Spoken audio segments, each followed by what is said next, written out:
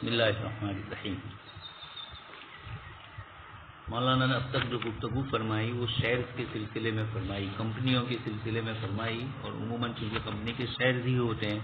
ساری کمپنیاں اب یہی کرتی ہے، اپنے شیئر جاری کرتی ہے اور اس طریقے سے مال کا پروڈکٹ کر کے بیچتی ہے، اور جو نفع ہوتا ہے وہ شیئر ہولڈروں کے درمیان تقسیم کرتی ہے. اس سلسلے میں حضرت مولانا نے چند اصول اور ضابطے ذکر فرمائے. اس کی روشنی میں اگر وہ ہو رہا ہے اور بھی دوسرے کچھ اصول اور ضابطے ہیں جو دوسرے فقہا نے بھی ذکر کیے، تو نفس شیئر کی خرید و فروخت جائز ہے. شیئر کا جو ایک تصور ہے کاروبار کا،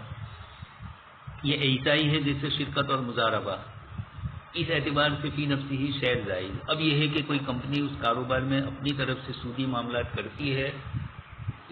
تو پھر اس کے مسائل بدلیں گے جواز عدم جواز کے سلسلے میں. فی نفسی ہی جو گفتگو ہے وہ یہ کہ مارکیٹ کے اندر جو اس طرح کا ایک نیا کاروبار شروع ہوا ہے، یہ شرکت اور مضاربت سے مشابہت رکھتا ہے.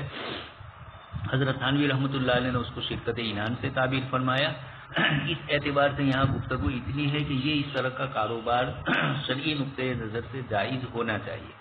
پھر گفتگو دوسری ہے کہ اس میں جو شرطیں اور اس کے اندر جو آپسی دوسرے معاملات، یہ بات کی چیز ہے. اجمالی طور پر اتنا کہ شیئر کی خرید و فروخت اگر وہ شرعی اصول اور ضابطوں کی روشنی میں ہوتی ہے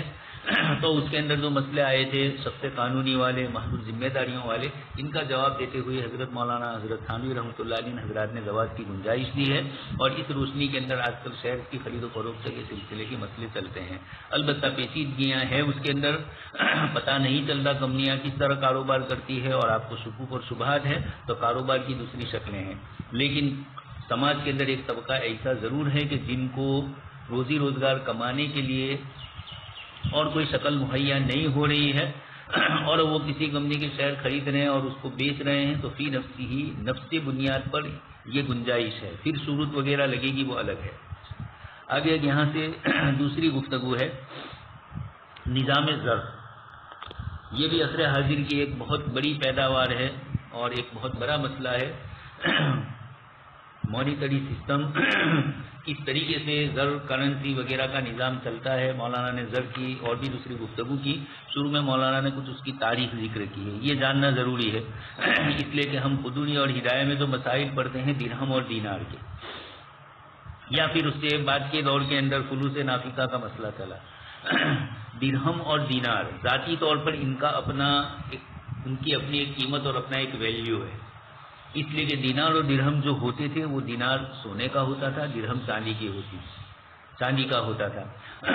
سونے کی بھی اپنی قیمت ہے، چاندی کی بھی اپنی قیمت ہے. تو اس زمانے میں یہ ہوتا تھا کہ جو چیز مالیت کے طور پر استعمال ہو رہی ہے وہ خود بھی مال تھا، سونے اور چاندی کا تھا. اسی طریقے سے فلوس نافقہ، درہم اور دینار کی ریزگاری پرچونر کے طور پر جو چیزیں استعمال ہوتی تھی، اس لیے کہ پورے درہم کی ضرورت نہ پڑے کاروبار میں، پورے دینار کی ضرورت نہ پڑے، تو پھر ان کی ریزگاری چلتی تھی. اس ریزگاری کی ایک شکل یہ بھی ہوتی تھی کہ اور دوسرے سکے مارکیٹ میں چلتے تھے، تانبے کے، پیتل کے یا اور دوسری کسی بھی دھات کے. جیسے ابھی ہمارے یہاں بھی چل رہا ہے 1 روپے کا سکہ، 50 پیسے کا سکہ، 25 پیسہ تو ساکت کر دیا گیا، یعنی وہ اب نہیں رہا. لیکن اس طرح کے 10 روپے کا سکہ، 5 روپے کا سکہ، یہ جو سکے چلتے ہیں دوسری دھات کے، اس زمانے میں یہ 2 چیزیں ہوتی تھی، خالص سونا، خالص چاندی، یعنی خالص درہم، خالص دینار. پھر اس کے بعد یہ ہوا کہ درہم بدلتے گئے، اس میں کچھ کھوٹ آتی گئی، زیادہ حصہ چاندی کا، کم حصہ اس کا. لوگ اس کے جاننے والے ہوتے تھے، اس لیے اس بنیاد کے اوپر ان کا کاروبار اسی طرح دینار سے، درہم سے ہوتا تھا. وہی وزن ثبت مساقیل حضرت عمر رضی اللہ تعالیٰ عنہ کے زمانے میں جو مسئلہ ہوا، اس کے پیچھے بھی یہی تھا. مختلف قسم کے درہم اور دینار. مختلف قسم کے درہم دینار کا مطلب کیا؟ ڈیزائن بس مختلف ہو، یہ مراد نہیں ہے. مالیت کے اعتبار سے سونے اور چاندی کا فرق ہوتا تھا، بس کسی میں کم سونا، کسی میں زیادہ سونا، یعنی فیصد کے اعتبار سے کسی میں 90%، کسی میں 80%. یہی حال درہم میں بھی ہوتا تھا. تو پھر ان درہموں کی ویلیو مارکیٹ کے اندر الگ الگ ہوتی تھی. یہ آپ سن چکے ہیں قدوری کے پہلے ہی صفحے پر کس طریقے سے الگ الگ اسمان ہوتے تھے. تو وہ اس زمانے کے اندر سونا اور چاندی خود ہی ثمنیت بھی اس میں تھی، مالیت بھی اسی میں تھی. اور اسی طریقے سے فلوس نافقہ بھی اسی حیثیت سے، اس کی اتنی قیمت نہیں ہوتی تھی جسے دینار اور درہم کی، وہ ریزگاری کے طور پر، لیکن چونکہ اس کی جو دھات ہے اس کی قیمت بھی کم ہوتی تھی. پھر اس کے بعد عصر حاضر کے اندر جو کرنسی کا ایک مسئلہ چلا اور کاغذی اعتبار سے چاہے وہ پلاسٹک کی ہو کاغذ کی ہو، یہ جو کرنسی کا ایک نیا مسئلہ چلا، یہ کرنسی تک آتے آتے اب ہم نے قدوری اور ہدایہ میں جو مسائل یعنی ہم نے اپنے نصاب کی کتابوں میں جو عبارتیں پڑھی ہے وہ دینار اور درہم والی عبارتیں ہیں، اور گزشتہ 300-400 سال سے دنیا کا پورا نظام بدل گیا اور روزانہ اس میں نئی نئی شکلیں آتی جا رہی ہے۔ اس حساب سے بینکنگ کا نظام، کرنسی کا نظام، پھر الگ الگ کرنسی الگ الگ ملک کی تو کس طریقے سے یہ کرنسی ایک دوسرے سے تقابل کرے گی۔ وہاں تو سونا اور چاندی پشت پر تھا، یہاں تو کوئی چیز ظاہر میں نہیں ہے، لیکن انگلینڈ کا پاؤنڈ ہے 90 روپئے سے اوپر جا رہا ہے، امریکہ کا ڈالر ہے ہندوستان کے 70 روپئے سے اوپر اس کی قیمت۔ تو یہ فرق کیوں ہوا؟ کاغذ ہمارا بھی ہے ان کا بھی ہے، لیکن تو یہ بھی معلوم ہوتا ہے کہ یہ کرنسی کا محض کرنسی کا دخل نہیں ہے، اس ملک کی پیداوار، اس ملک کی آمدنی، ان کا بھی من وجن اس میں دخل ہوتا ہے۔ اس بنیاد پر آپ دیکھ رہے ہیں دبئی وغیرہ کا ان کے درہم وغیرہ کی قیمت، سعودی کے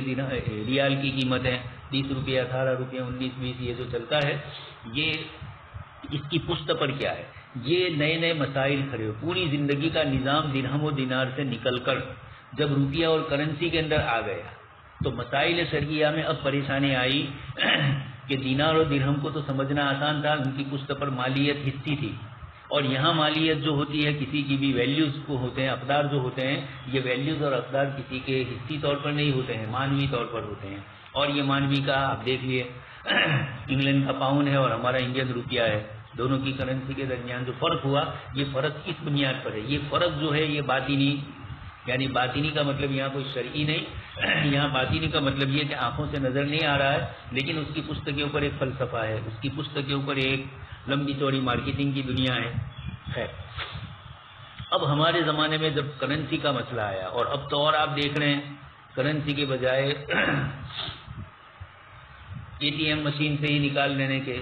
خرید و فروخت کے معاملے میں بھی کیش لیس وغیرہ کے مسئلے جو نئے شروع ہوئے، اور اس کی بنیاد کے اوپر اور نئی چیزیں آ رہی ہیں۔ مولانا نے ان مسائل کو ذکر فرمایا، پوری دنیا کا نظام ہی بدل گیا۔ یہ کیوں بدلا، کیسے بدلا، اس کے پیچھے کیا چیزیں کار فرمائے، مولانا نے اپنی دوسری کتابوں کے اندر اس کو بہت تفصیل سے سمجھایا ہے۔ اس مولانا یہاں تھوڑی چیزیں سن لیجیے۔ زر، نقد کی تعریف، منی کی، جو چیز عرفاً آلے مبادلہ کے طور پر استعمال ہوتی ہو اور وہ قدر کا پیمانہ ہو اور اس کے ذریعے مالیت کو محفوظ کیا جاتا ہو۔ تین چیزیں حضرت مولانا نے ذکر فرمائی،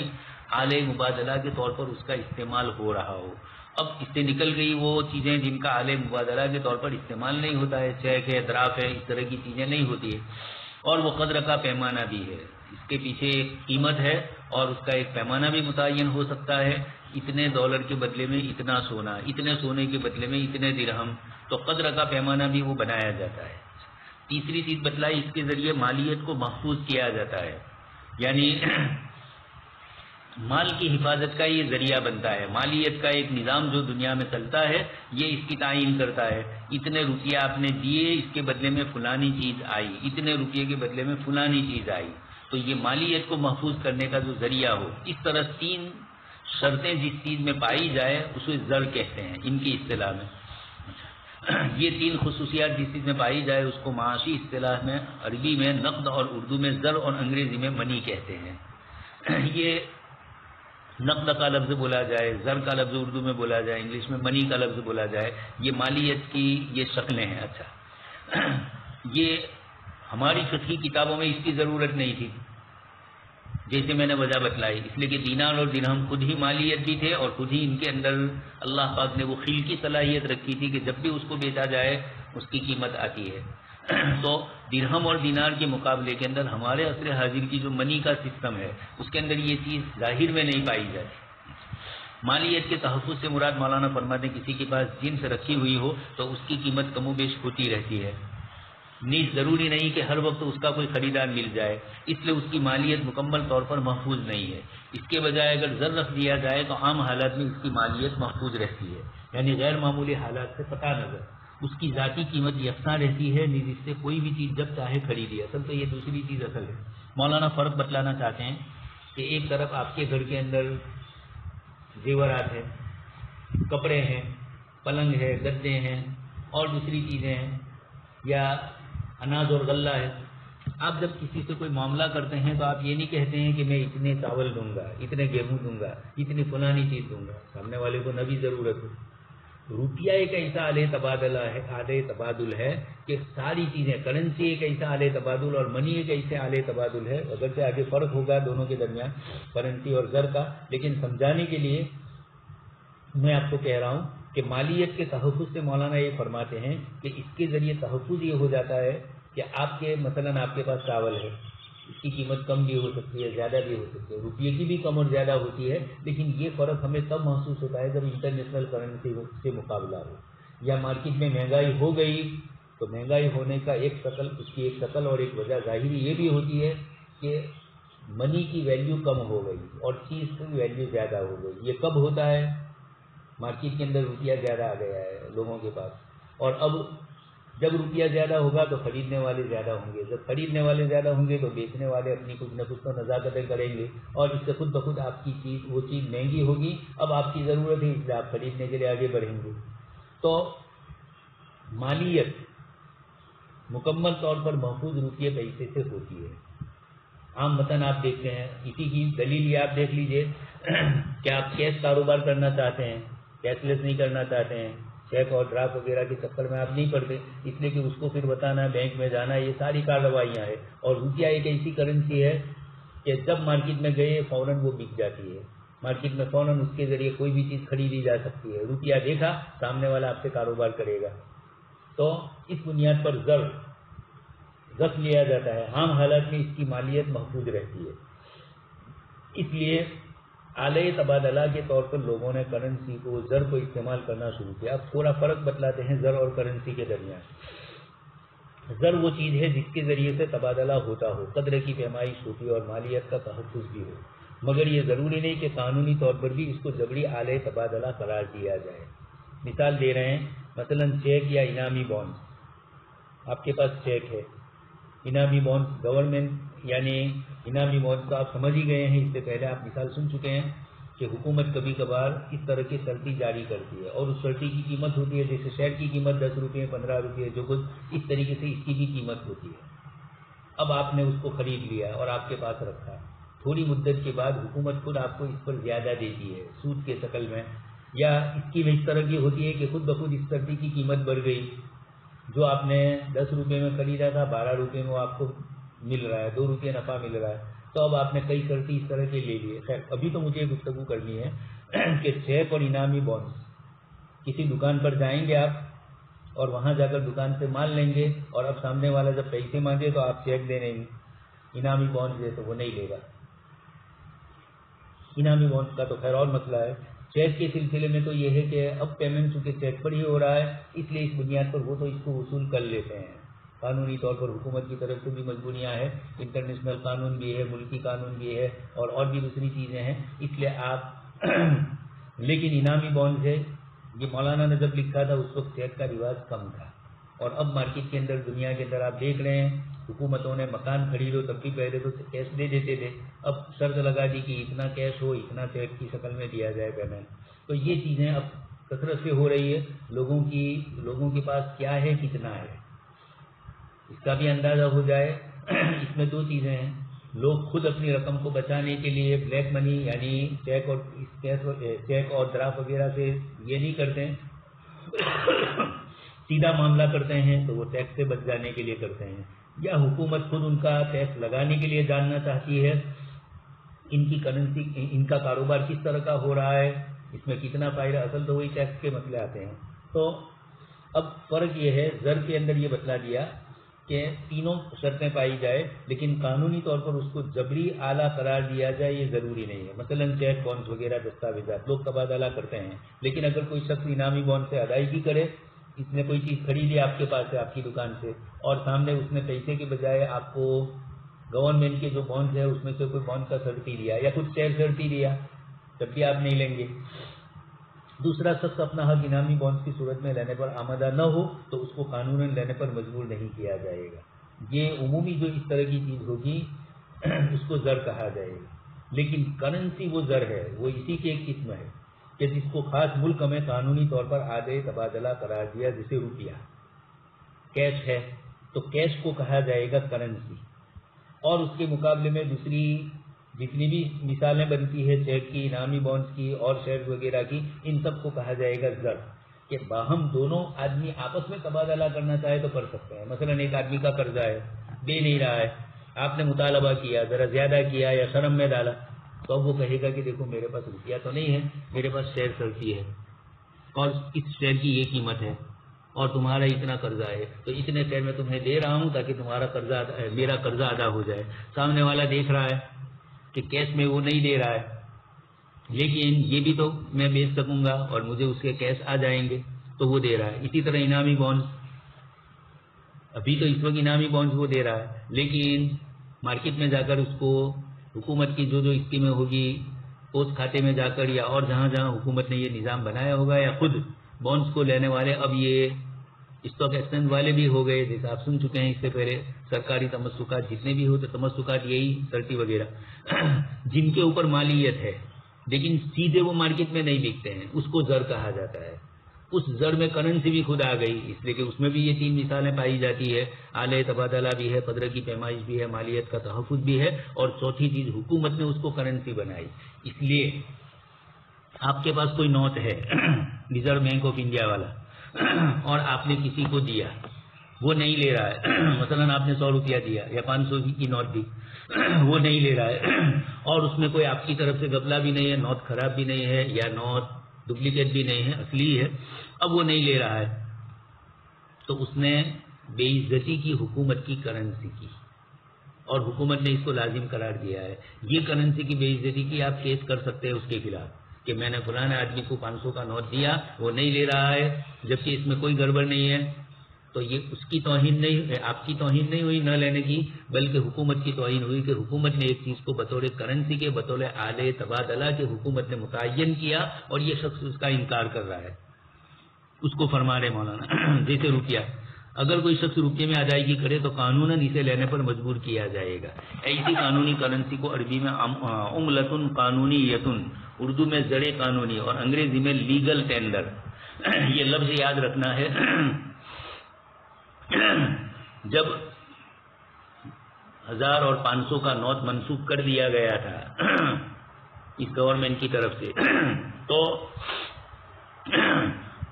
وزیر اعظم جو لفظ بولے تھے اس میں یہی تھا لیگل ٹینڈر، کہ آج سے ان کا لیگل ٹینڈر ہونا ختم ہو گیا، حکومت کی طرف سے اب یہ نوٹیں تبدیل نہیں ہوگی، حکومت نے ان کی کرنسی کو ختم کر دیا۔ تو اب یہ باوجود ظاہری طور پر زر ہونے کے اب زر بھی نہیں رہا، اس لیے کہ حکومت نے کینسل کر دیا، تو کرنسی تھی جو زر کا سب سے اعلیٰ فرد ہے لیکن اس کے باوجود نہیں۔ حاصل یہ نکلا کہ جو چیز ملک کی لیگل ٹینڈر کے طور پر اور حکومت کے یہاں بطور کرنسی کے رائج ہے اس کو تو کرنسی کہا جاتا ہے، اور جو رائج نہ ہو لیکن دو آدمی آپس میں تبادلہ کے طور پر استعمال کر سکتے ہوں تو ایسی چیز کو زر کہا جائے گا۔ اس اعتبار سے یہاں دو چیزیں الگ الگ ہو گئی۔ کچھ چیزیں وہ ہیں جو دو آدمی مل کر آپس میں تبادلے کے لیے استعمال کرتے ہیں، اور کچھ وہ ہیں اب وہ تبادلے میں استعمال کر رہے ہیں۔ اور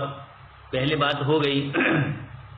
اس نے کہا کہ میں یہ دوں گا، یا پہلے کیش ہی تھا اور اب اس کے بعد کوئی اور چیز دے رہے ہیں اور آپ لے رہے ہیں، اس لیے کہ آپ کو بھی معلوم ہے کہ یہ بھی نہیں ملے گا تو کچھ نہیں۔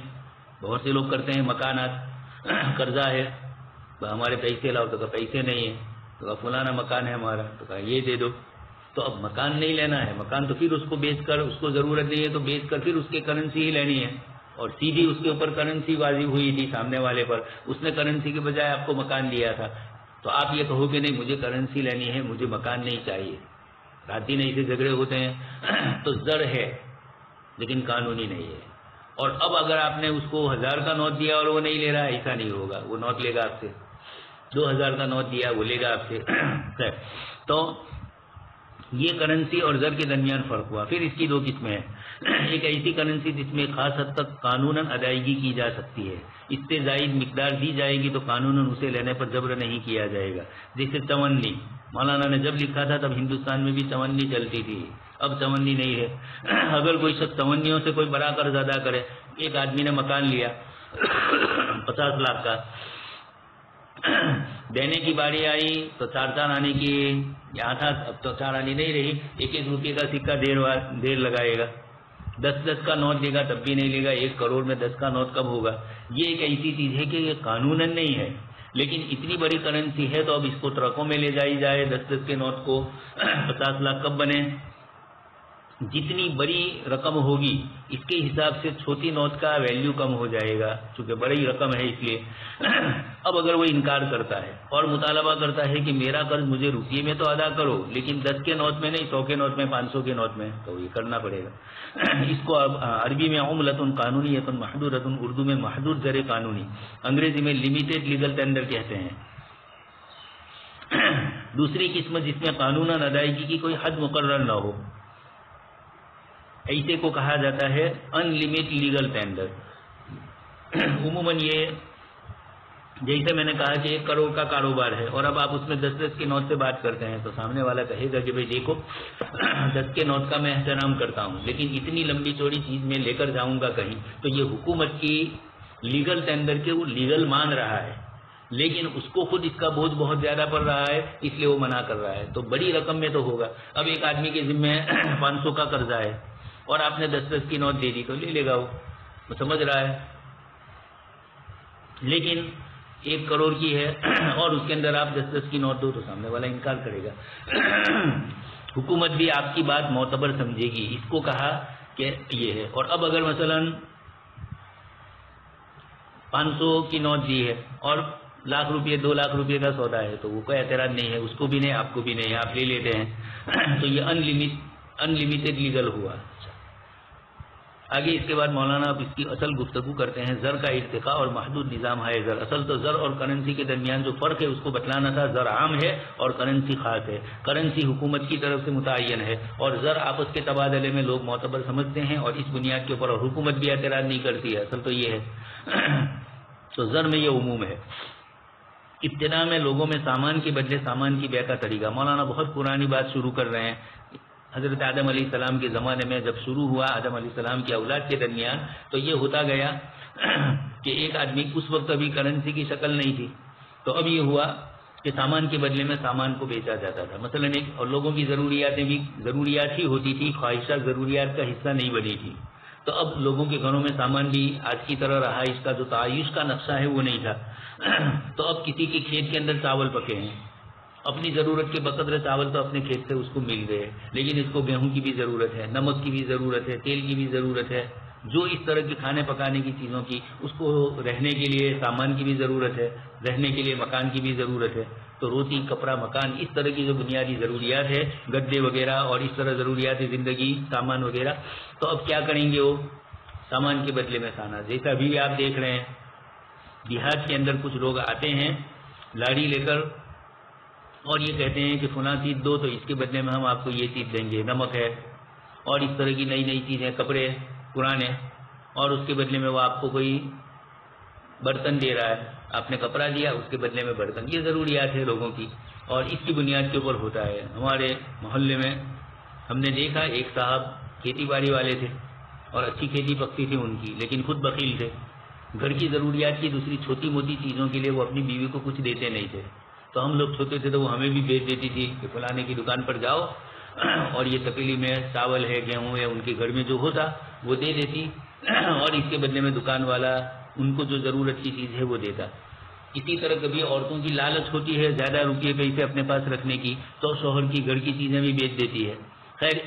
یہ تو دوسرا مسئلہ ہے، لیکن یہ کہ ضروریات کی نسبت سے اس طریقے سے مقابضہ یہ چیزیں چلتی ہے، مگر اس میں متعدد دشواریاں ہوتی تھی، مثلا یہ کہ سامان کا نقل و حمل مشکل تھا، آپ کو ساری چیزیں لے کر جانے کی، کرنسی کیسے نکلی اصل وہ بتلانا ہے، اور آج کل کی جو کاغذ والی کرنسی ہے ایک تو سہولت بھی ہوئی دوسری بدماشی بھی ہوئی، ہمارے پاس تو کاغذات ہی رہیں گے، اگرچہ اس کا سونا بھی آ سکتا ہے، لیکن جس دن لیگل ٹینڈر نہیں رہا اس دن وہ کاغذ ہو گیا۔ ہم لوگ چھوٹے تھے فارسی دوم میں پڑھ رہے تھے، مرادی دیسائی کا زمانہ تھا اور اس وقت 1000 کا نوٹ چل رہا تھا، اس کو انہوں نے رد کیا تھا، اس وقت ہم نے تو دیکھا ہی نہیں تھا، اس وقت 500 نہیں تھی سیدھی 1000 کی نوٹ تھی، تو مرادی دیسائی نے وزیر اعظم بننے کے بعد اس کو رد کیا، تو دوسرے دن اخبار میں آیا کہ لوگوں نے اسی 1000 کے نوٹ پر بیٹھ کر سورت میں خمن کھایا، فوٹو بھی آئے گجرات متر میں، اس وقت ہم لوگ چھوٹے تھے دیکھ رہے تھے. تو یہ کیوں ہوا؟ لیگل ٹینڈر ختم ہو گیا اس بنیاد کے اوپر. اچھا، اس کا لیگل ٹینڈر ختم ہوا تھا، لیکن اس کو آپ دے کر مارکیٹ میں سے لے سکتے تھے دوسری کرنسی، لیکن بات یہ تھی کہ آپ کو حساب دینا پڑتا تھا. تو جو بڑے مالدار لوگ تھے جن کے پاس 1000 کی نوٹ کافی مقدار میں تھی، ٹیکس کی چوریاں کی تھی، کاروبار 2 نمبری ہو رہا تھا، ایسے لوگ ادھر ادھر کر کے گئے جیسے ابھی کیا تھا. تو ابھی کرنے میں تو لوگوں کو پریشانی ہوئی، بینکوں میں جانا پڑا، لمبی لمبی قطاریں کھڑی رہی. آپ دیکھ چکے ہیں سب کچھ، ابھی 2-3 سال پہلے یہ سب کچھ ہوا. لیکن ان کو تو دوسرا مسئلہ تھا، ان کو جی ایس ٹی کے ذریعے، ان کو اس کے ذریعے نوٹ کی کرنسی کی اس کے ذریعے کوئی اور دوسرا مفاد ان کو جو تھا وہ حاصل کرنا تھا. اس لیے لوگوں کو یہ بھیڑ بھاڑ وغیرہ اور یہ نہیں مل رہا تھا، یہ تو پریشانی ہوئی. لیکن اس کے بعد آہستہ آہستہ تھوڑا تھوڑا کر کے لیکن مل گیا. لیکن انہوں نے یہ شرط نہیں لگائی تھی کہ آپ جو روپیہ جمع کروا رہے ہیں تو بعد میں اس کا حساب اگر سے بعد میں آیا بھی لوگوں نے کیا تو. تو شروع میں لوگوں کو یہ مسئلہ آیا کہ اس طریقے کی چیزوں کے بدلے میں چیزوں کا تبادلہ، اس کے اندر چیزیں ادھر سے ادھر لے جانے کی، اس طریقے میں طلب و رسد کا ایک ہی جگہ میلاب کم ہوتا تھا. مثلا ایک شخص گندم دے کر کپڑے کا خواہش مند ہے، کپڑے والا گندم نہیں لینا چاہتا، وہ کہتا ہے کہ میرے کھیت میں بھی گیہوں پکے ہیں. اب وہ آپ سے جو چیز مانگ رہا ہے آپ کے پاس وہ نہیں ہے. اس طرح شروع میں ہوا. اجناس کو چھوٹی چھوٹی اکائیوں میں تقسیم کر کے ان کو کاروبار کی بنیاد بنانا مشکل تھا.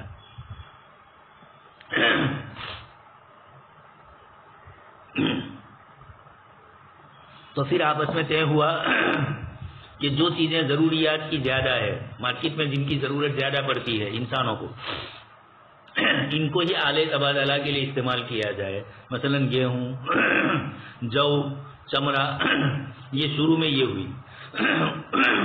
اس کے بعد سونے چاندی کو سمن قرار دیا گیا، لیکن پہلے اس کو نہیں قرار دیا تھا. تو اس موقع پر یہ پریشانی آتی تھی. آپ جو حدیث شریف میں سن چکے ہیں اشیاء ستہ ربویہ،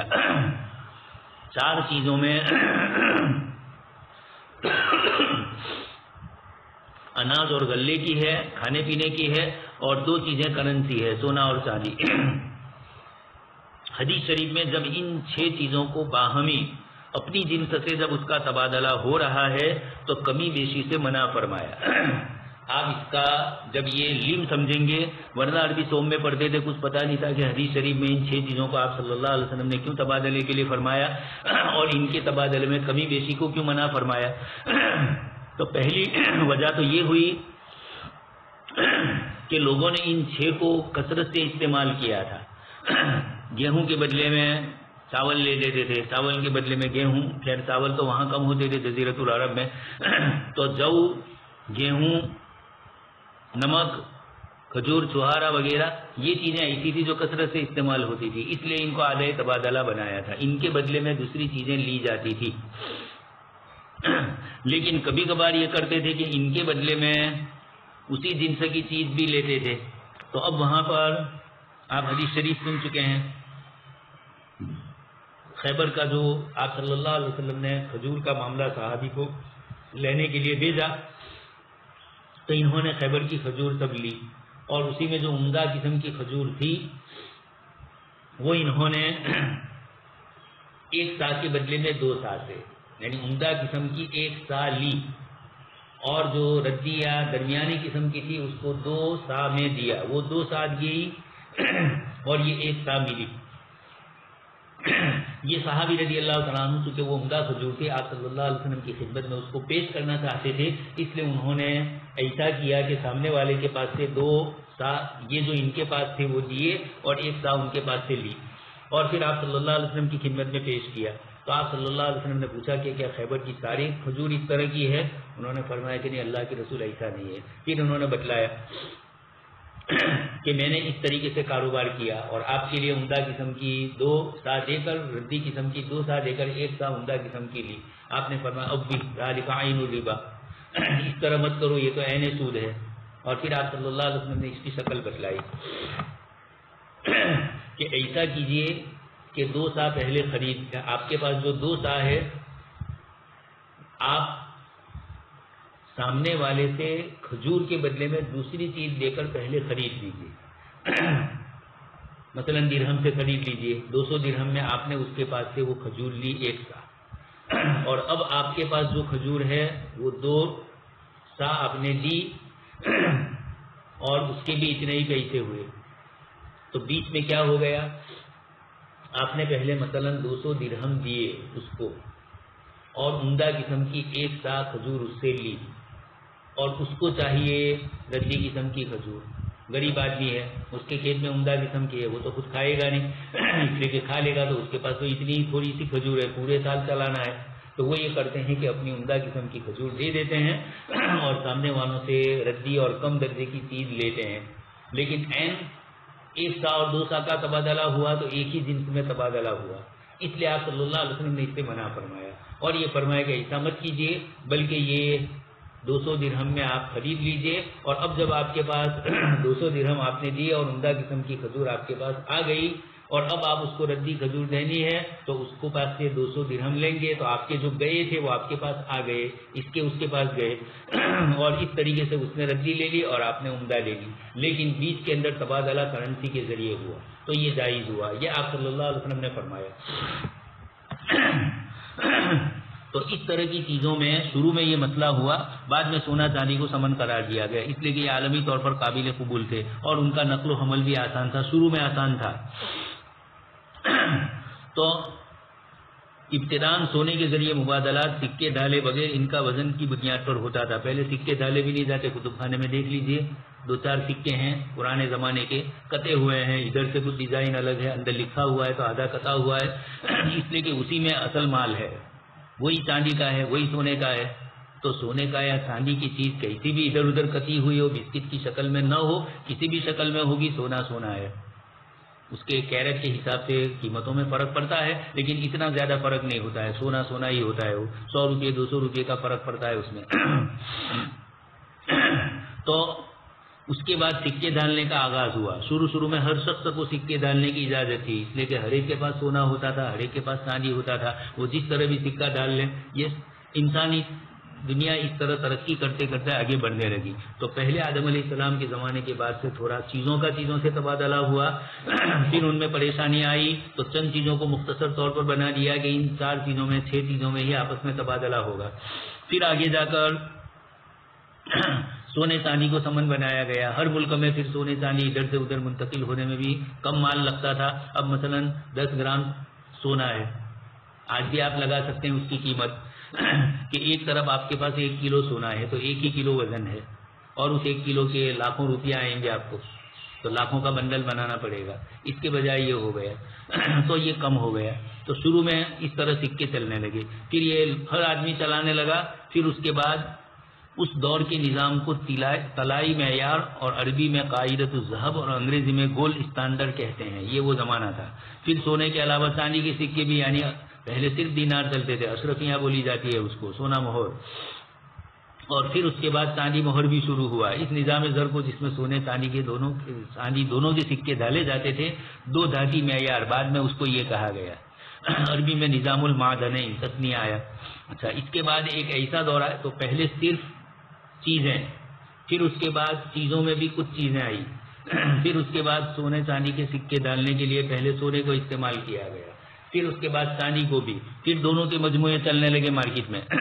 اس کے بعد ایسا دور آیا کہ لوگ سونا چاندی کے سکے صرافوں کے پاس امانت رکھوا دیتے تھے, اور صراف اس کے وثیقے کے طور پر رسید لکھ دیتے تھے. یہی زمانہ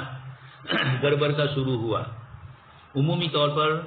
یہ کاروبار کیا تھا عام لوگوں نے, یعنی یہودی بھی تھے کاروبار میں, مسلمان بھی تھے, سب نے شروع کیا ہوگا. لیکن یہودیوں نے اس کے بعد دیکھا کہ یہ اچھا طریقہ ہے, تو انہوں نے یہ کیا کہ اب وہ کاغذات سونے کے بنانے لگے, سونے کے بجائے کاغذات اور رسیدیں بنانے لگے, اور اس رسید پر ان کا مہر ہوتا, اور وہ رسید متعین کرتے. مثلا ایک آدمی نے ان کو 10 درہم دیے ہیں تو 10 درہم کے کتنے سکے آ سکتے ہیں, کتنی چیزیں آ سکتی ہے, اس کے حساب سے وہ لکھ دیتے تھے. اتنی چیزیں مارکیٹ میں سے اس کو لینی ہے, یا اتنے میں وہ مارکیٹ والا اس کو اتنی چیزیں دیں گا. اب یہ آپ سمجھ لیجئے کہ یک طرفہ نہیں تھا, سامنے والا جو تاجر تھا اس کو بھی فائدہ تھا. اس لیے دونوں طرف کے تاجروں میں آپس میں یہ طے ہوا کہ مثلا ایک آدمی آپ کے پاس، ایک تاجر کے پاس سونا لے کر آیا، اس نے سونا لے لیا، چاہے امانت کے طور پر رکھا، پہلے یہ بدماشی کی صرافوں نے امانت، اور عموماً صراف میں یہودی ہی لوبی بہت بڑی اس وقت ابھی دنیا میں تھی۔ حاصل میرا کہنے کا یہ ہے کہ دنیا سے جو سونا چاندی لے لیا گیا، جبکہ وہ ہر گھر میں رہتا تھا، ہر بچہ اپنی چاکلیٹ خریدنے کے لیے بھی چاندی کا سکہ یا فلوس نافی کا لے کے جاتا تھا۔ اب ہمیں کاغذات تھما دیے گئے اور وہی کاغذات پوری دنیا میں چل رہے ہیں۔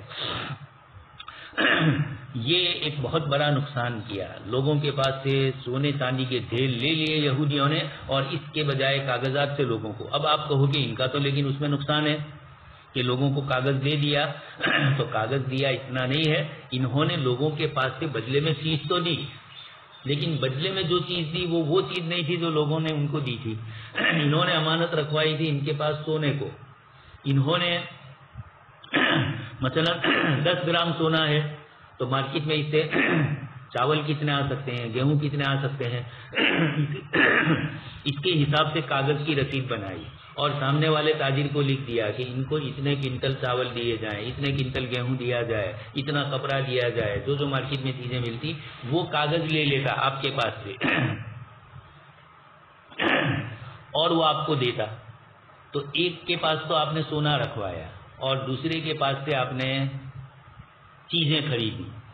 وہ کاغذ جو اس نے آپ کو دیا آپ نے دوسرے کو دے دیا، لیکن یہ دونوں آپس میں ملے ہوئے ہوتے ہیں، کبھی تو بیوقوف تھوڑے ہیں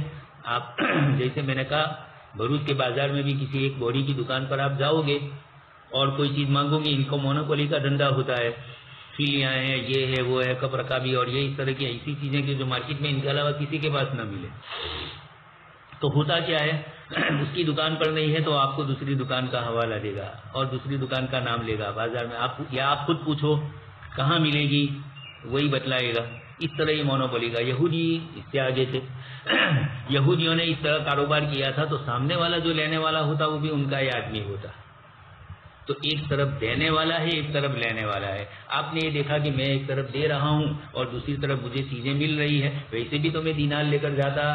تو مارکیٹ میں سے مجھے چاول ہی لینے تھے، اب یہ چاول مجھے مل رہے ہیں، میرا سونا تو اس کے پاس ہے اور اس نے کاغذ دیا، سامنے والے نے وہ کاغذ لے لیا، سامنے بھی یہودی ہوتا ہے یا ان کا دوسروں سے کاروبار بھی ہوتا تھا۔ اس طرح آپس میں مارکیٹ کے اندر یہ چیز چلائی، نتیجہ کیا نکلا، مارکیٹ کے اندر یہ رسیدیں چلنے لگی اور سونا تو آپ نے اس کے پاس رکھوایا۔ اچھا اب آپ سونا اس کے پاس لینے جائیں گے بھی کیسے؟ جتنا سونا آپ نے اس کے پاس رکھوایا ہے، کبھی تو آپ اس کا 1 حصہ 2 حصہ 5 حصے 10 حصے اس میں سے آپ لیتے ہیں، یعنی ایک تو یہ شکل ہے کہ آپ نے 100 دینار جمع کروا دیے، اب 100 دینار کے بدلے میں مہینے 2 مہینے آپ کی جو کچھ ضروریات کی چیزیں ہیں اس نے کاغذات لکھ دیے اور اس کے بدلے میں سامنے والا آپ کو دیتا رہا۔ اب کیا ہوا، آپ سونے کا سکہ دیتے تب بھی وہ چیز آپ کو ملتی اور آپ نے کاغذ دیے تب بھی آپ کو ملی، تو اب لیکن نقصان کیا ہوا، آپ کا سونا آپ کے پاس سے چلا گیا، ویسے بھی جاتا لیکن واپس آتا بھی۔ مارکیٹ میں جب آپ کی کوئی چیز بنتی یا آپ کے کھیت میں کوئی چیز اگتی تو آپ لینے جاتے تو سامنے آپ کو چاول کے بدلے میں سکے ملتے، تو لوگوں کے پاس سکے اس طریقے سے باقی تھے، سونا مہوریں باقی تھی،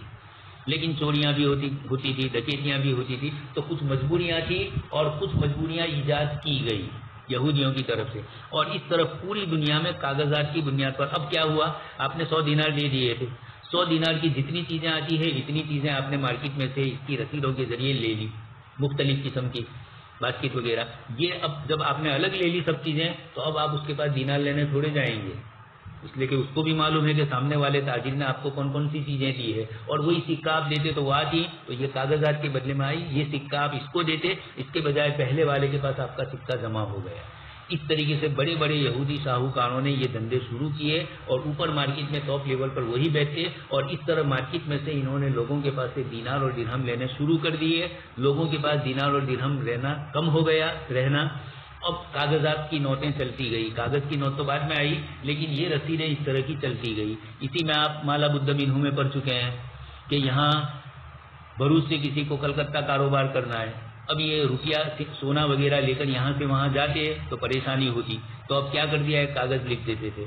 یہ اپنا سونا یہاں جمع کروا دیتا تھا اور اس کے بدلے میں جتنی چیزیں اس کو چاہیے کلکتہ کے تاجر کے نام وہ خط لکھ دیتا اور یہ تاجر آپس میں پھر کر لیتے جو کرنا ہو،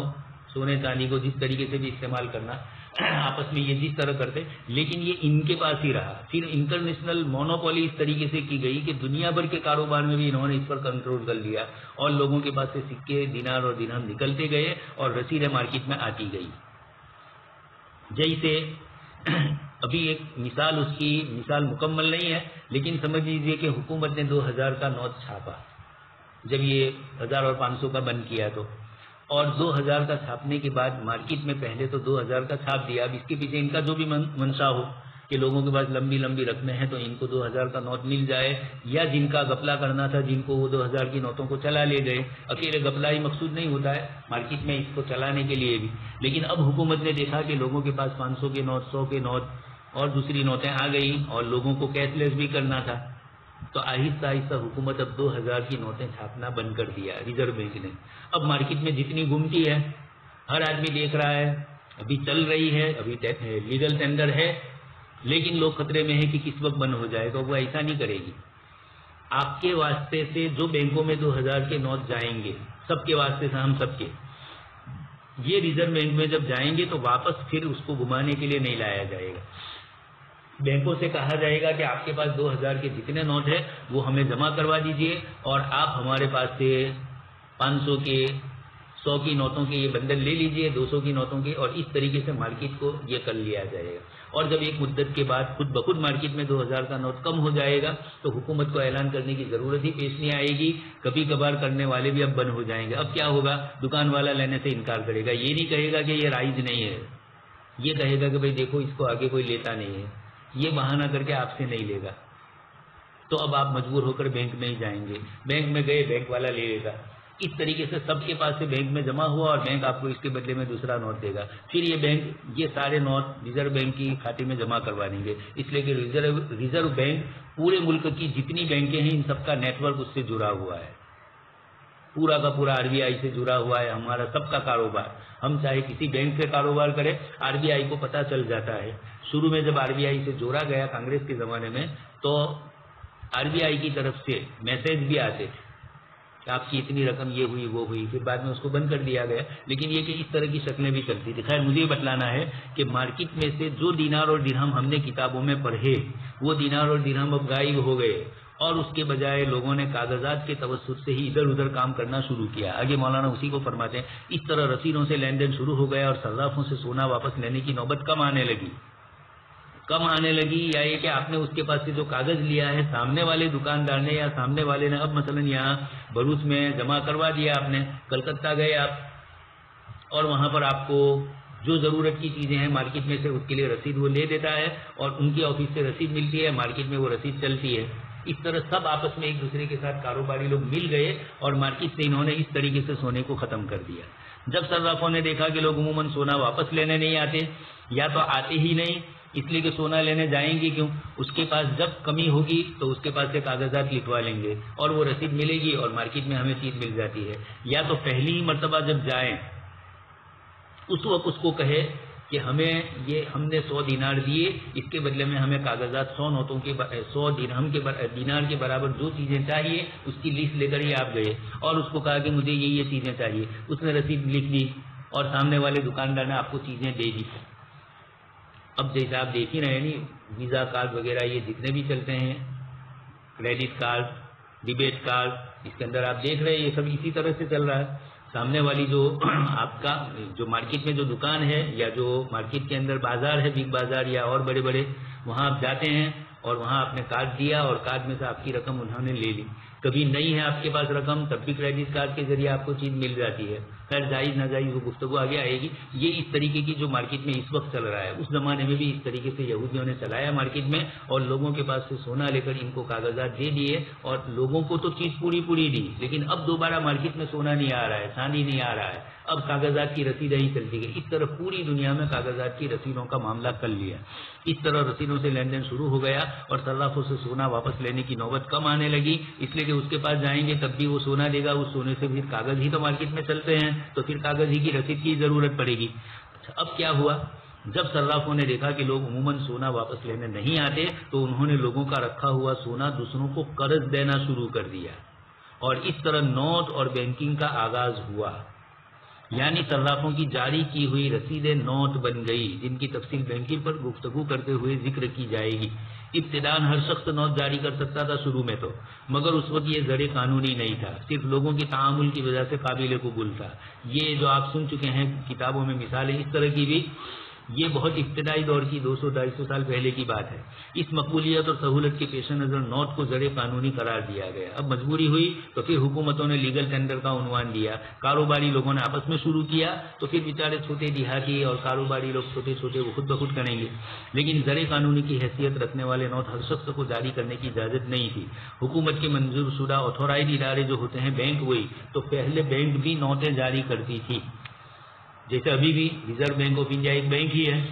لیکن وہ پورے ملک کی ہے. پہلے ایسا ہوتا تھا کہ مختلف بینکیں اپنی اس طرح کی کرنسی جاری کرتی تھی. شروع میں عام تجارتی بینک بھی نوٹ جاری، یہ سب پالیسیاں ہوتی ہے. لوگوں کو اپنے شکنجے میں لینے کے لیے شروع میں سہولتیں دی جاتی ہے، جیسے بکری کو بلانے کے لیے پہلے دانے ڈالے جاتے ہیں. تو اس طریقے کی یہ شکلیں یہودیوں نے شروع کی. شروع میں عام تجارتی بینک بھی نوٹ جاری کرتے تھے، بعد میں یہ اختیار صرف مرکزی بینک کی حد تک محدود کر دیا گیا. پہلی جنگ عظیم نے دوسری جنگ عظیم آتے آتے جو یہودیوں نے چلوائی تھی دنیا میں،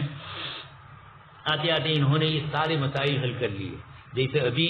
لاک ڈاؤن کے اندر بہت سارے مسائل اسرائیل اور فلسطین کے جو مسئلے ہیں اس کو حل کرنے کی کوششیں ہو رہی ہے اور رات دن نئی نئی اسکیمیں. اور انہی دنوں کو مناسب سمجھا کہ ایک دوسرے کے ساتھ زیادہ ربط قائم نہ ہو، ایک دوسرے کے یہ اسی پریشانی میں لوگ ہو، اور اس پریشانی کے اندر تعلیم کا ہندوستان میں نئی جو شکشن نیتی ہے، نئی تعلیم کے جو اصول اور ضابطے ہیں اس کو بھی گھسا دیا گیا اور اس پر اعلان پہ اعلان میں گفتگو ہو رہے ہیں، اس کی تعریفیں ہو رہی. یہ بڑی پالیسیوں سے قومیں اس طرح کرتی ہے، لوگوں کے ذہن کو ادھر سے ادھر موڑ رہی ہے. ہندوستان میں ایک آدمی مرا فلم اسٹار کا، مرا ہے یا مارا ہے واللہ عالم، اور پورے ملک کا میڈیا سوشانت کے اوپر ہی چل رہا ہے. سب شانت ہو گیا نا، سوشانت ہی چل رہا ہے. اچھی شانتی ہے، وہ بھی شانت ہوا اور ہمیں بھی شانت کر دیا. اور اسی طرح تھوڑے دن تک کورونا چلا ہے. یہ انٹرنیشنل بڑے اہم جو ایشوز ہوتے ہیں ان سے لوگوں کی نظر کو صرف کرانے کے لیے یہ پالیسیاں چلتی ہے. فوراً کوئی چیز پہلے سے کھڑی رکھی جاتی ہے اور اس دن کے اندر جو چیزیں کرنی ہو وہ کر لی جا رہی ہے. بڑا اسرائیل کا جو ان کا نقشہ ہے، یہ عربوں کے ساتھ اس طرح کی ملاوٹیں کر کے عربوں کو جوڑ کر توڑ کر جو کچھ کر رہے ہیں، دنیا کا نقشہ نیا، لیکن ان کو بیچاروں کو معلوم نہیں ہے. وفوق کل ذی علم علیم ہے. اس طریقے سے احکم الحاکمین کے فیصلے سب سے اوپر ہے. نوٹ کے لیگل ٹینڈر بننے کے بعد اس پر کئی دور گزرے ہیں. مولانا اس کو پورا تفصیل سے سمجھا رہے ہیں. یہ اس لیے جاننا ضروری ہے کہ عصر حاضر میں جب ہم سے مسئلہ پوچھا جا رہا ہے کرنسی وغیرہ کا، تو ہم پریشان ہیں کہ کرنسی ہے کیا. نوٹ کے ذریعے نوٹ کا تبادلہ اور نوٹ کے ذریعے زکوٰۃ ادا کرنا، اس طرح کے کئی مسائل آئے اور خود نوٹ بندی کے زمانے میں بھی مسئلے آئے. 1 مہینے کی مہلت دی گئی تھی، اس مدت کے اندر اس کو بینک سے آپ کو سرو کروانا تھا. اب جو بیچارے نہیں جا سکتے تھے تو وہ 500 کی پرانی نوٹ دے کر دوسری جو نئی نوٹ ہے اس کے 400 لیتے تھے، 450 لیتے تھے. کاروبار کرنے والے اس طریقے سے اندر آدمی ان کے لگے ہوئے ہوتے تھے اور لوگوں سے اس طرح کا معاملہ کرتے تھے. تب سوال آیا تھا کہ ہم لوگ پریشان ہیں، ہمارے پاس رقم ہے لیکن اب یہ بینک سے نمٹانے کے لیے بینک میں رقم ہی کم آتی ہے، واپس جاتے ہیں، لمبی لمبی لائنیں لگی تھی. تو آیا بیچ میں دوسرے لوگ آتے ہیں اور وہ کہتے ہیں کہ آپ ہمیں اپنی پرانی نوٹیں دے دیجئے، لیکن 500 کی پرانی نوٹ کے 500 نہیں دیں گے، 1000 کے 1000 نہیں دیں گے، ہم اس کے بجائے 950 دیں گے، 450 دیں گے، 480 دیں گے. اس طریقے سے یہ باتیں چلی. اس وقت مسئلہ آیا. 1 مہینے کی مدت تک تو منع کیا ہم نے، اس لیے کہ اس وقت ابھی یہ لیگل ٹینڈر کے طور پر تو ختم ہو چکا تھا، لیکن بینکوں میں یعنی جو مدت بتلائی تھی حکومت نے وہاں تک. لیکن اس کے بعد پھر حکومت نے جب دوسری کرنسی جاری کر کے مکمل پہلے والی کرنسی کو رد کر دیا تو اب پھر بھی لیکن لوگوں کے گھروں میں تھی تو اس طرح چلتے تھے. تو اب یہ کرنسی کے طور پر نہیں ہوا، اب یہ عروج کے طور پر ہوا، اور عروج میں ایک دوسرے کے مقابلے میں کمی بیشی جائز، لیکن پھر بھی احتیاط اس میں یہی تھا. اس لیے مسلمانوں کو کہا کہ یہ دھندے نہ کیے جائیں. چاہے مدت پوری ہو چکی ہے اب، لیکن ایک بیچارہ غریب آدمی آیا ہے اور اگر آپ کا اوپر یہ نوٹ چل رہا ہے یا لنک ہے آپ کی، تو اس غریب سے کم روپئے لے کر اس طرح کا معاملہ کرو. اس نظام کو تو قانوناً اس بات کی پابندی تھی کہ نوٹ کے لیگل ٹینڈر بننے کے بعد اس پر کئی دور گزرے ہیں. ایک دور وہ تھا کہ جب نوٹ کے پیچھے 100% سونا ہوتا تھا. اچھا، مولانا فرمانے کے پہلے یہ ہوا تھا کہ نوٹ کے اوپر 100% سونا، مراد کیا ہے؟ قانوناً اس بات کی پابندی تھی کہ جتنا سونا موجود ہے اتنے ہی نوٹ جاری کیے جائیں۔ ہندوستان کے پاس جتنا سونا ذخیرہ ہے حکومت کے پاس اتنی ہی نوٹیں وہ چھاپ سکتا تھا شروع میں، جب انگریز دور ہی تھا ہندوستان میں بھی۔ اس نظام کو عربی میں قاعدۃ سبائق الذهب گول بلین اسٹینڈرڈ کہا جاتا تھا۔ پھر جب دیکھا گیا کہ لوگ سونا لینے کم ہی آتے ہیں تو نوٹ کی پشت پر سونے کی شرح کم کر دی گئی اور شرح کے تناسب بدلتے رہے۔ نوٹ کی پشت پر رکھے ہوئے سونے کی فیصد شرح گھٹتی گئی۔ ایسے نوٹ جن کی پشت پر 100% سونا نہ ہو نقود الثقہ کہتے ہیں۔ پھر سونے کی شرح کم ہوتے ہوتے صفر رہ گئی۔ اچھا، پھر یہ ہوا کہ شروع میں تو جس کے پاس جتنا سونا ہو، پرائیویٹ کمپنیاں بھی جو نوٹیں چھاپتی تھیں تو ان کو یہ کہا گیا لیگل ٹینڈر بننے کے لیے ضروری ہے کہ آپ کے ملک کے پاس یا آپ کی کمپنی کے پاس، آپ کی فیکٹری کے پاس جتنا سونا ہے یا آپ کی بینک کے پاس جتنا سونا ہے اتنا ہی نوٹ آپ جاری کریں۔ یہ تو شروع کی بات ہے۔ اس کے بعد تو اب ہر ملک کے لیے لیگل ٹینڈر، اب بینکوں کے پاس سے بھی یہ اختیار لے لیا گیا اور اب اس کے بعد حکومتوں نے یہ اختیار اپنے قبضے میں لے لیا۔ اس وقت یہ پوری دنیا میں حکومتیں ہی نوٹیں چھپواتی ہے۔ Reserve bank of India government ہی کتابیں ہوتی ہے۔ تو اب یہ کر دیا اور اس کے نتیجے کے اندر کیا ہوا کہ شروع میں تو یہ قاعدہ لگایا گیا کہ جس ملک کے پاس جتنا سونا ہے اتنی نوٹیں وہ چھاپے، لیکن پھر بعد میں ملکوں کے پاس سونے کے ذخائر کی کمی یا نوٹوں کی ضروریات زیادہ ہو گئی تو پھر انٹرنیشنل قانون بدلتے گئے اور یہ کہا گیا کہ بھائی ایسا کیجئے کہ جس ملک کے پاس جتنا سونا ہے اس کے اوپر مزید اتنی نوٹیں وہ چھاپ سکتے ہیں۔ پھر اور دن بڑھتے گئے اور پھر اس طریقے سے پہلے یہ کہا گیا کہ 10% نوٹیں ہی آپ زیادہ چھاپ سکتے ہیں، آپ کے پاس جتنا سونا ہے اس کے 10 حصے کر کے 1% مزید آپ اس کے اوپر چھاپ سکتے ہیں، 10%۔ پھر آگے بڑھتے بڑھتے 20% 30%، اس طرح سونے کی شرح کم ہوتی گئی اور صفر ہو گئی اور کم از کم ملکی معاملات کی حد تک نوٹ کی پشت پر سونے کا وجود ضروری نہیں رہا۔ ایسے نوٹوں کو النقود الرمزیہ ٹوکن منی کہتے ہیں۔ ملکی اعتبار اور بین الاقوامی دو الگ الگ اصول ہے۔ ہندوستان کی نوٹ ہندوستان میں چلے گی، ہندوستان کے باہر نہیں۔ پاکستان کی پاکستان میں چلے گی، باہر نہیں چلے گی۔ انٹرنیشنل کرنسی ہماری کرنسیاں نہیں ہیں، ہم ترقی پذیر ممالک میں سے ہے، یافتہ ممالک میں سے نہیں ہیں، تو ابھی پذیرہ ہی ہماری ہوگی اس طرح ہے۔ تو اب یہ ہوا کہ ہندوستان میں جب تک کاروبار ہے، یہ تھوڑا سمجھنا ہے، جیسے جب ہندوستانی کرنسی کا ویلیو ڈاؤن ہوتا ہے روپیے کا تو ہندوستانی تاجروں کو نقصان ہوتا ہے۔ یہ یورپ کے ملکوں سے جو چیز خریدتے ہیں یا امریکہ کے ملکوں سے کمپنیوں کے پاس سے یا کسی فیکٹری والے کے پاس سے کوئی چیز خریدتے ہیں تو اب ہوتا کیا ہے،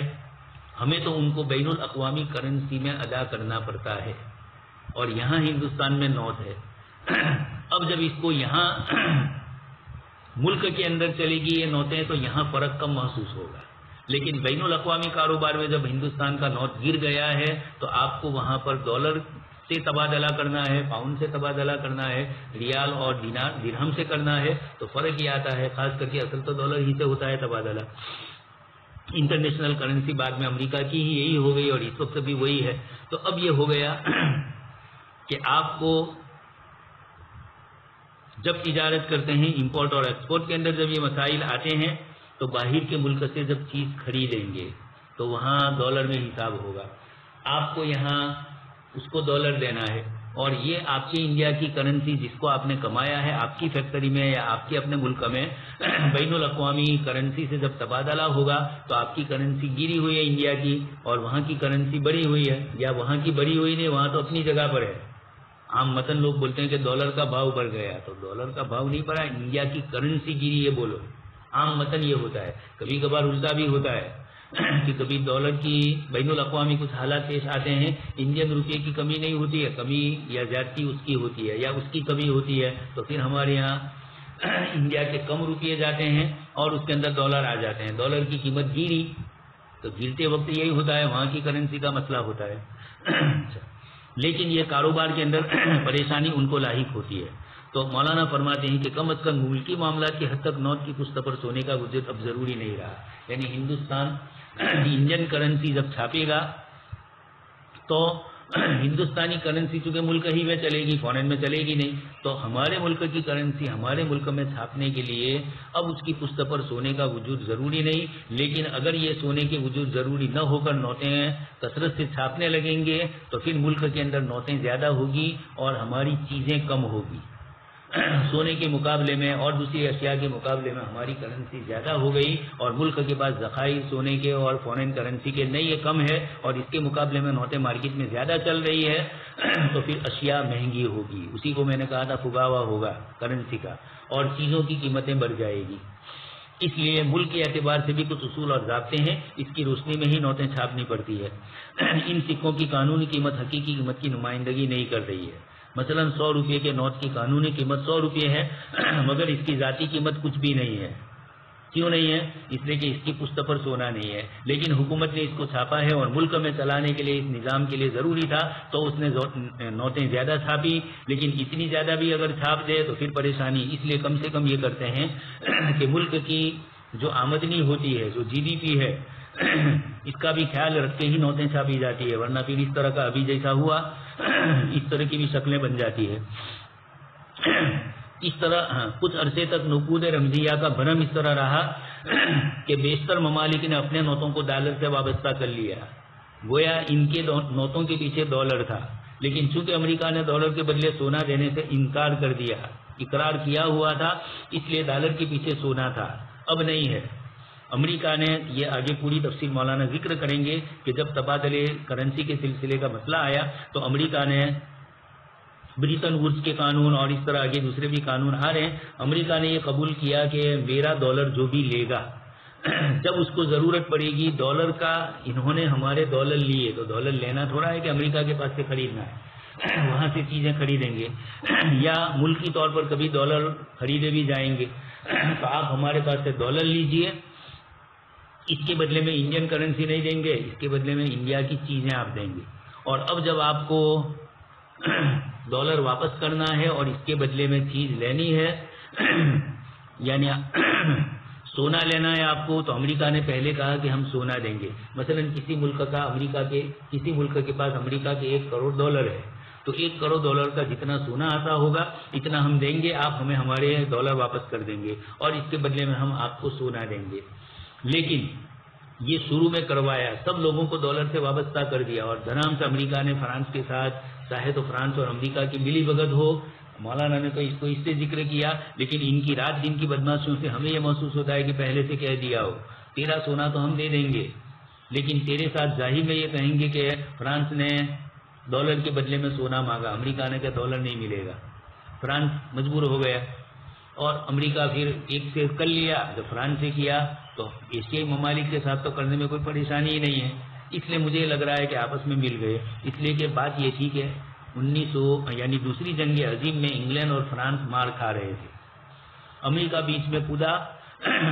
اور اس نے ان کو فائدہ پہنچایا، روس نے بھی کچھ فائدہ پہنچایا، اس کے بعد سے امریکہ سپر پاور طاقت بن گیا دنیا میں۔ اللہ پاک نے اس کا جائے وقوع بھی ایسا رکھا ہے کہ پوری دنیا سے الگ ہے، وہ مولانا نے نام ہی رکھا ہے علی میاں صاحب نے، نئی دنیا امریکہ، تو لوگوں کو پتہ ہی نہیں تھا کہ ایسا ملک آباد ہے، خیر اس پر تفصیل دوسری ہے۔ تو اب یہ ہو گیا کہ بالآخر 1971 میں امریکہ نے بھی سونا سے ڈالر کی وابستگی ختم کر دی، جس کی تفصیل آگے آ رہی۔ اس طرف کسی نوٹ کے پیچھے کوئی سونا چاندی نہیں ہے، اب نوٹ محض ایک ثمن اصطلاح ہی ہے جو قوت خرید کی نمائندگی کرتا ہے اور بس۔ حضرت مولانا نے اسی سلسلے میں اپنی دوسری کتاب میں بہت تفصیل فرمائی ہے اور امام غزالی رحمۃ اللہ علیہ کا حوالہ دیا ہے اور اس حوالے سے بتلایا کہ دنیا میں اس وقت امریکہ ڈالر پہ ڈالر چھاپ رہا ہے اور اس کو کوئی پریشانی نہیں ہے، اس لیے کہ دنیا بھر کے ملکوں کو ڈالر سے وابستہ کر دیا اور اب ڈالر کی پشت پر سونا نہیں رہا، تو ڈالر کی قیمت کم ہوگی تو چائنا کو نقصان ہوگا، ڈالر کی قیمت کم ہوگی تو انڈیا کو نقصان ہوگا، تو اب دنیا کے ممالک ہی حضرت سلامت کی کرنسی کو حفاظت رکھ رہے ہیں کہ ڈالر ٹوٹنے نہ پائے، ورنہ انٹرنیشنل کرنسی میں ہمیں نقصان ہوگا، تکلیف ہوگی، تو ڈالر خود بخود چل رہا ہے، انڈیا کی نوٹ بھی خود بخود ملک میں چل رہے ہیں، باہر کے لیے پھر پریشان ہے۔ سبحان اللہ وبحمدہ، سبحانک اللہم وبحمدک، نشہد ان لا الہ الا انت، نستغفرک ونتوب